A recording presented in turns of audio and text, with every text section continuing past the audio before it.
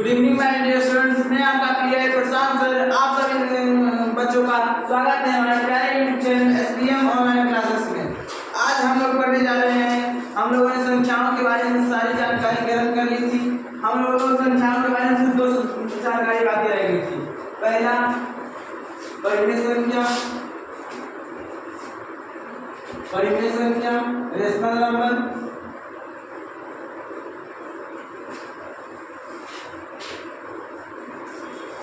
Rational number तथा दूसरा अपरिमेय संख्या।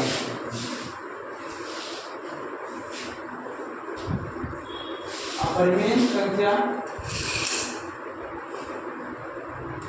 इरेशनल नंबर,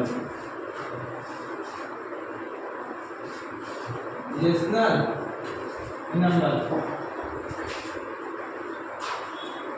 तो मैंने आप लोगों को पिछले वीडियो में बताया था practice is a practice make a perfect man.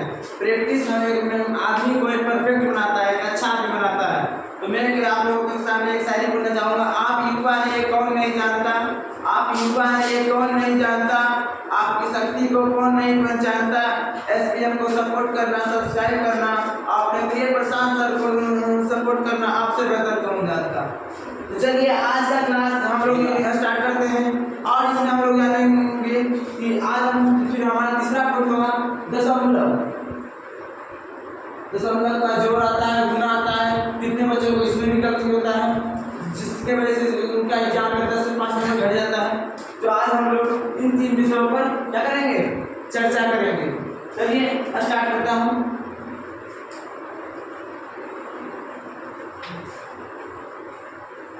सबसे पहले हमारा आता है परिमेय संख्या। क्या आता है? परिमेय संख्या।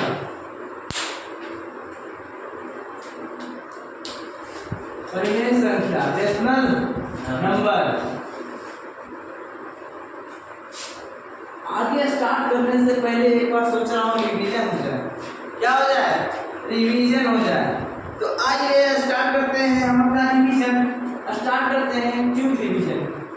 क्विक मतलब जल्दी रिवीजन। तो स्पीड में आप लोग जैसे जैसे आप वीडियो में क्वेश्चन देखेंगे उसके अनुसार आप लोग आंसर जरूर कमेंट बॉक्स में भर दीजिएगा। तो स्टार्ट करता हूँ। पहला क्वेश्चन, सबसे छोटी सम संख्या। सबसे छोटी सम संख्या 2, सबसे छोटी विषम संख्या 1, सबसे छोटी अभाज्य संख्या 2, सबसे छोटी भाज्य संख्या, सबसे छोटी भाज्य संख्या 4। अब बोले सबसे छोटी सम संख्या और सबसे छोटी अभाज्य संख्या का गुणनफल क्या होगा? 4। क्या होगा? 2। सबसे छोटी सम संख्या 2 होता है और सबसे छोटी भाज्य संख्या 4 होता है। तो 4 गुना क्या होगा? 8। इसका आंसर क्या होगा? 8। अब उसके बाद क्या आता है? सबसे छोटी प्राकृतिक संख्या 1, सबसे छोटी पूर्ण संख्या 0, सबसे छोटी पूर्ण संख्या 0। उसके बाद आता है हमारा सब 0 क्या है? 0 अब आपके पास क्वेश्चन है 0 क्या है? 0 क्या है? ऑप्शन में दे देगा ए ऑप्शन में पूर्णांक, बी ऑप्शन में प्राकृतिक संख्या,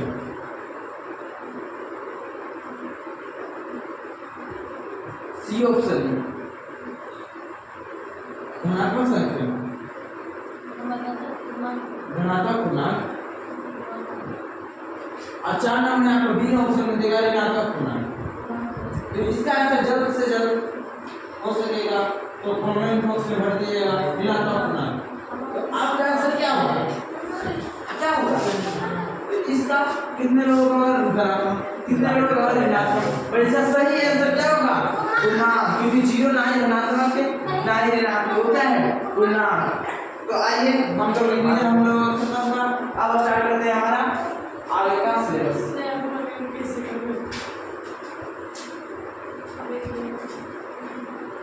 कहते हैं पढ़ना है तो पानी पीना है तो गिलास से पीजिए, बोतल में क्या रखा है? कहते हैं पानी पीना है तो गिलास से पीजिए, बोतल में क्या रखा है? अगर पढ़ना ही है तो एसबीएम ऑनलाइन क्लासेस से पढ़ें, बाकी शेड्यूलों में क्या रखा है। तो आइए स्टार्ट करते हैं। तो स्टार्ट करते हैं परिमेय संख्या किसको बोलते हैं? वह संख्या जिसको हम p/q के रूप में, p/q मतलब V बटा Q मतलब क्या होगा? सबसे पहले आप जान लीजिए भिन्न किसे कहते हैं। क्या कहते हैं? भिन्न। भिन्न में दो चीज होता है। भिन्न में क्या होता है? एक अंश होता है, एक हर होता है। इसी को क्या कहते हैं? P बटा Q। यदि इसको आप पढ़ने से क्या कर सकते हैं? जिसे बटा के रूप में लिखा जा सके या जिसे P बटा Q के रूप में लिखा जा सके, उसे क्या कहेंगे? परिमेय संख्या। क्या कहेंगे? Rational number. अब उसके बाद इसका क्या करेंगे? लिखेंगे परिभाषा। क्या लिखेंगे? परिभाषा। तो देखिए वो संख्या जिन्हें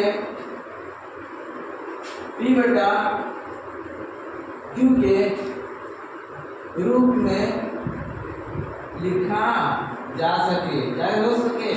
लिखा जा सके, तथा क्या हो? Q के बराबर 0 कभी ना। Q is not equal to 0।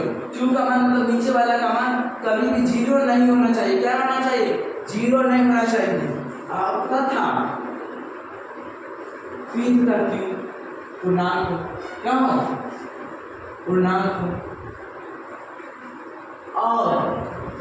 और इनके बीच उभयनिष्ठ गुणनखंड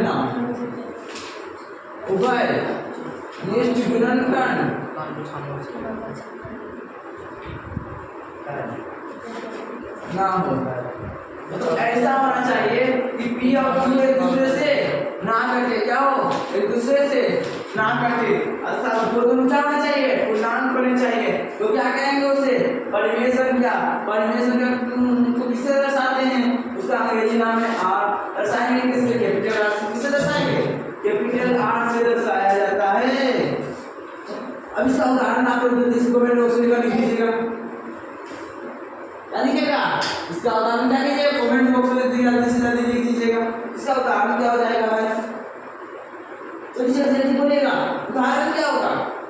उदाहरण होगा क्या? बताइए। परिमेय संख्या का उदाहरण क्या होगा? अरे बटा में के रूप में किसको नहीं लिख सकते? लीजिए ना, बटा के रूप में लिख देते हैं 5 डाल दो। कोई दिक्कत Q के बराबर 0 नहीं। 0 बटा 5। ध्यान दीजिएगा ना, Q के बराबर 0 नहीं होना चाहिए। P के बराबर तो हो सकता है भाई। आप बोलिए 10 बटा 5। इसमें करना है, इसको नहीं लिख सकते। 2 बटा 1। उभयनिष्ठ गुणनखंड नहीं होना चाहिए। उसके बाद 1 बटा 2 क्या हो जाएगा? इत्यादि। क्या हो जाएगा? इत्यादि। उसके बाद हमारा क्या आता है? अपरिमेय संख्या, इरेशनल नंबर। क्या आता है? Irrational number. देखो आप फिर से रिवीजन करते हैं। परिमेय संख्या किसको करते हैं? तो नॉर्मल से भाषा क्या कहेंगे? जिसको बटा के रूप में लिखा जा सके। कैसे? बटा के रूप में। कैसे लिखा जा सके? बटा के रूप में। उसको क्या कहेंगे? परिमेय संख्या। उसको किससे दर्शाएंगे? नाम के बाद आगे चलो ले लो तो R। रेशनल नंबर R हो गया। इसका उदाहरण क्या? 5 बटा 2, 1 बटा 2, 3 बटा 2, 0 बटा 5 हो गया। अब आ जाता है हमारा क्या?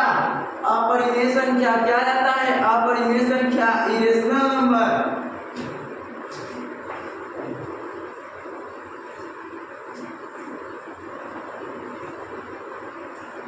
इरेशनल नंबर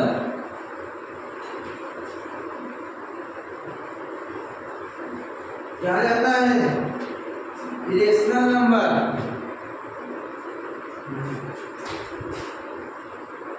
2 नंबर का हमारा क्या आता है? अपरिमेय संख्या।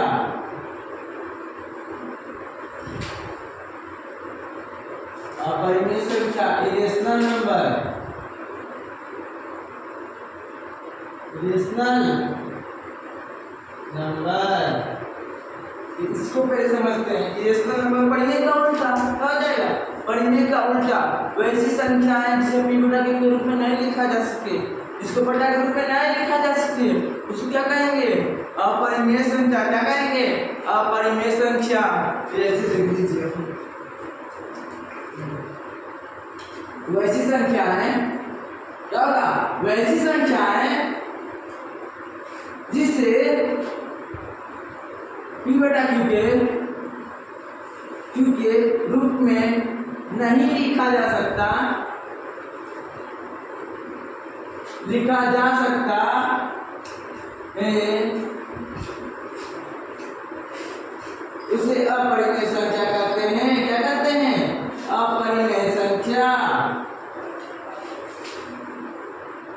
क्या कहते हैं।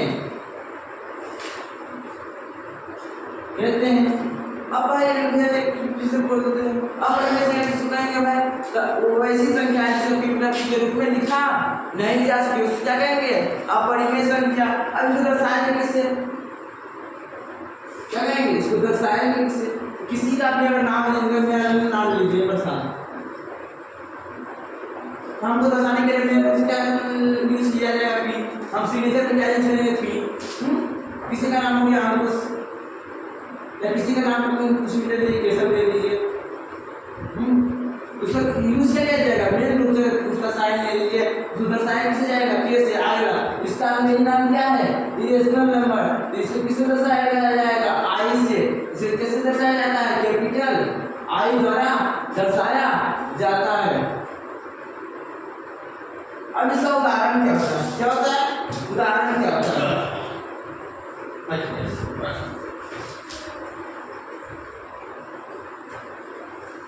उदाहरण क्या होता है, देखिए इसको पीड़ा के रूप में ले लेगा, जैसे देख लीजिए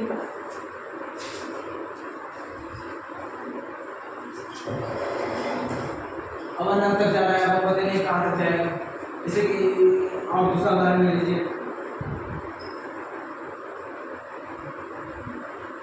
अब बार बार ये आता है, इसको क्या कर सकते हैं, इसको बड़ा रूप में केवल लिख सकते हैं, राइट। अब इसके आप कहिएगा पाई, अब उसका एक नॉर्मली क्वेश्चन है, तो आपको बता दूं इत्यादि में तो इसका ढेर सारे लोगों को उदाहरण हो जाएगा।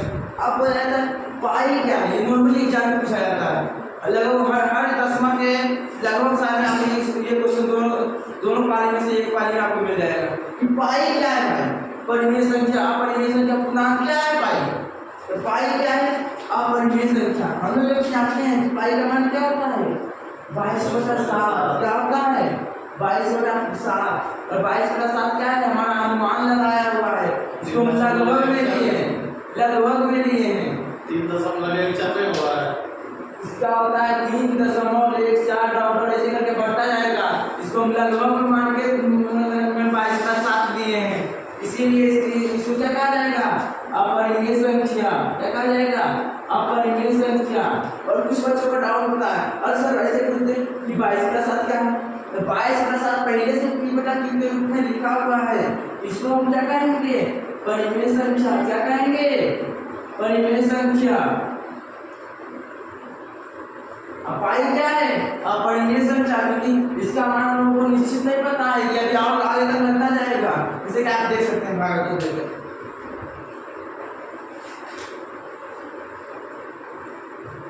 इसे देख लीजिए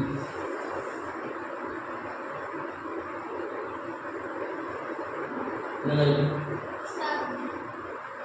बार मिलेगा 3 बार में 21 एक बचा, फिर लगाएंगे पॉइंट बैठाएंगे 0 एक बार में, फिर 3 बचा, उसके बाद फिर 4 बार में लगाएंगे 0, फिर 28, फिर 2 बचा, उसके बाद फिर 0 बैठ जाएगा, फिर आप लगाएंगे 7 दूनी 14, फिर 6 बच गए, फिर उसके बाद हम लगाएंगे 8 बार में, ऐसे करके ये अनंत तक जाएगा। इसके ऊपर हमको पता नहीं है तो बता हम इसको क्या कर सकते हैं बटा के रूप में नहीं लिख सकते, इसलिए ये पाई क्या होता है अपरिमेय संख्या। और 22/7 बोल दे तो 22/7 आपको p/q के रूप में पहले से लिखा हुआ दिया हुआ है, तो ये क्या होगा परिमेय संख्या। उसके बाद हम लोग बनेंगे अब दशमलव,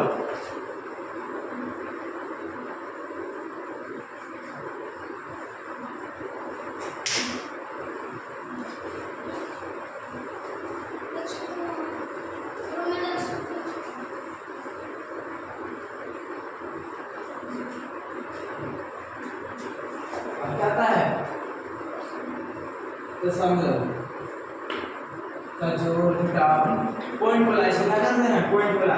ऐसे इसका उदाहरण आता है 0.32, ऐसा आता है आपको 0.39।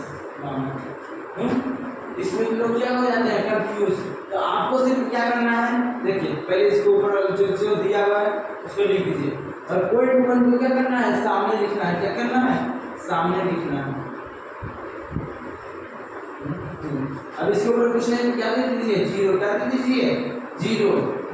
ये पॉइंट के इस साइड में आप कितना भी 0 बना दीजिए उसका मान पढ़िएगा नहीं, पर आप इस साइड दे रहे हैं 0 तो दिक्कत का बात है। देखिए यहाँ 0 है तो आपको जो रहता है 0 और 2 क्या होगा 2, 9 और 2 क्या होगा 11, 11 का अंत में 1, 3 3 छोए 7, आप पॉइंट के सामने क्या दे दीजिए पॉइंट, ये हो गया हमारा आंसर। उसके बाद आ जाता है जैसे आप दे लीजिए 3.32 प्लस आ जाएगा हमारा 32.23। इसको क्या करना है तो पॉइंट को सामने लिखना है। तो देखिए 32 तो पॉइंट सामने आ गया, अब इसको जोड़ बस क्या नहीं तो यहाँ 0 दे दीजिए, कोई दिक्कत नहीं। अब जोड़ दीजिए तो 3 3 2 2 4 पॉइंट के सामने पॉइंट 3 2 5 3 का 3 0 3, ये हो गया हमारा आंसर।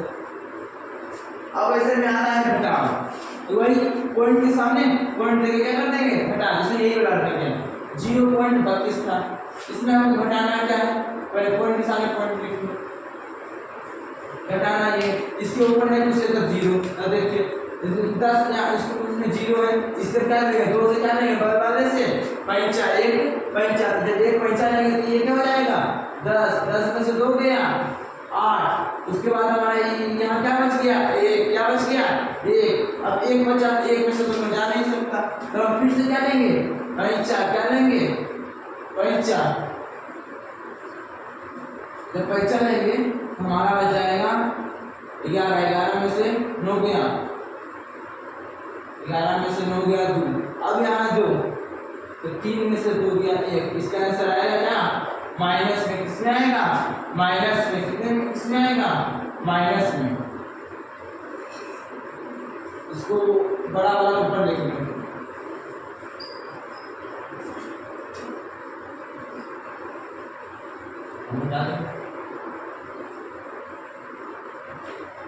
इसका जो